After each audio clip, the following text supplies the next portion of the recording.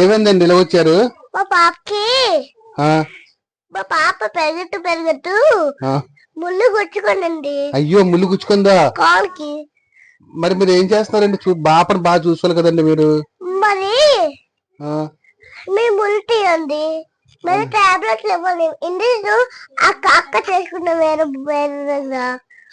అదేంటండి, మొత్తం అన్ని మేమే చేస్తామండి హాస్పిటల్లోని. ఎందుకండి? మరి మీరు అన్నిసార్లు తిరిగితే డబ్బులు అయిపోతాయండి. మా దగ్గర తక్కువ డబ్బులు అవుతాయండి. మీరు ఇస్తారండి డబ్బులు మరి? మేము బయటకు కూర్చున్నా మా పాపకి అన్ని వేడి చేసింది.